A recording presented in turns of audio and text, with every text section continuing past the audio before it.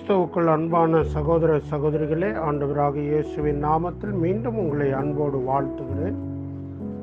இந்த வாரம் முழுவதும் நாம் ஆண்டவர் இயேசுவின் பாடுகள், மரணங்களால் நமக்கு உண்டாகும் நன்மைகள், அதிலே வெளிப்பட்ட தேவனுடைய மகத்தான அன்பு என்பதை குறித்து நாம் சிந்திக்க தேவன் நமக்கு கிருபை பாராட்டி வந்திருக்கிறார், இல்லைங்களா?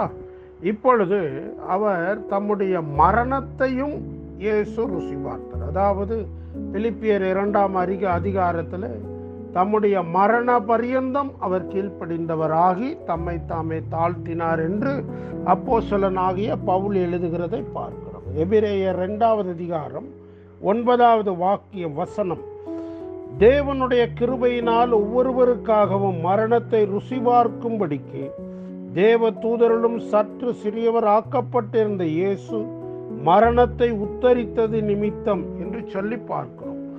இயேசு நமக்காக மரணத்தை ருசி பார்த்தார், மரணத்தை அடைந்தார், அடுத்ததுதான் அவர் உயிரோடு எழுந்தார். ஆகவே மரணத்தினால் அவர் என்ன செய்தாராம்?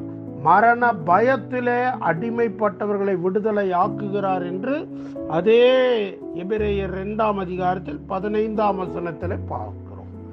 அது மட்டுமல்ல, அவருடைய மரணத்தினாலே மரணத்துக்கு அதிகாரியாக இருந்த பிசாசானவனை தமது மரணத்தினால் அழித்தார் என்று சொல்லி அதே எபிரேயர் 2ஆம் அதிகாரம் 14ஆம் வசனத்தில் பார்க்கிறோம்.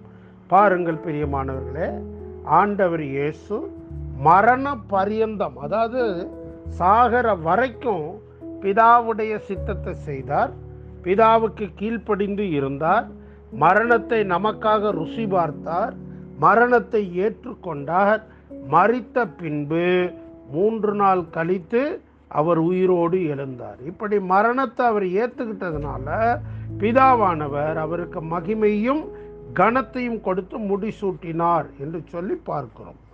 அதே போல 1 கொரிந்தியர் 15வது அதிகாரத்தில் உயிர்த்தெழுதலின் நம்பிக்கையை குறித்து பவுல் பேசிக்கொண்டே வருகிறார். அப்படி பேசும்போது 1 கொரிந்தியர் 15ஆம் அதிகாரம் 26ஆம் வசனத்தில் பரிகரிக்கப்படும் கடைசி சத்துரு மரணம். இப்போ பாருங்க, ஆண்டவராகி இயேசு கிறிஸ்து மரித்ததினால் என்ன ஆனது?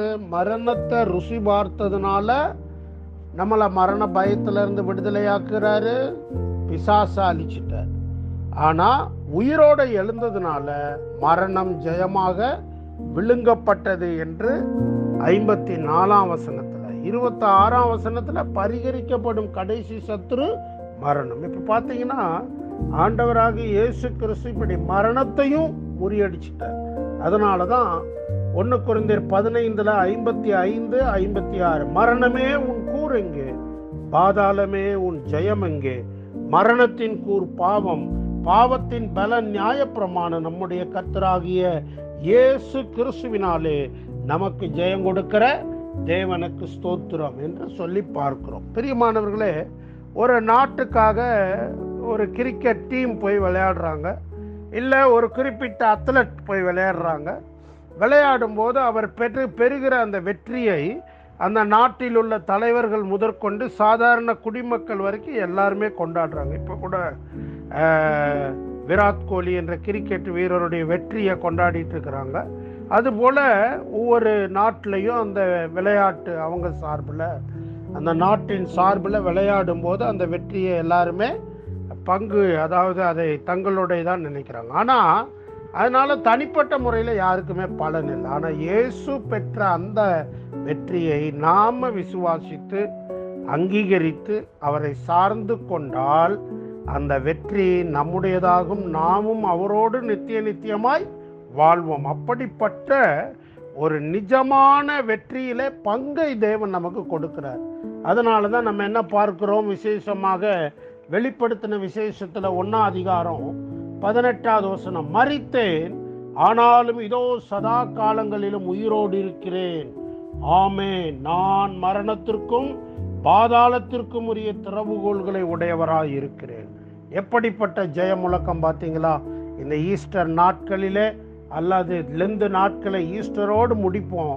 ஆனால் அது ஒரு வெறும் கால ஒரு கொண்டாட்ட காலமாய் நிறுத்தி விடாமல், ஒரு பக்தி அனுசரிப்பின் காலமாய் நின்று விடாமல், கிறிஸ்துவின் ஜெயத்தை நாம் அனுபவிக்கிறவர்களாக, உயிர்த்தெழுதலின் வல்லமையை அனுபவிக்கிறவர்களாக இருக்க நம்மை நாமே ஒப்பு கொடுப்போம். தேவன் தாமே நம் யாவரையும் அளவில்லாமல் ஆசீர்வதிப்பாராக. ஆமேன்.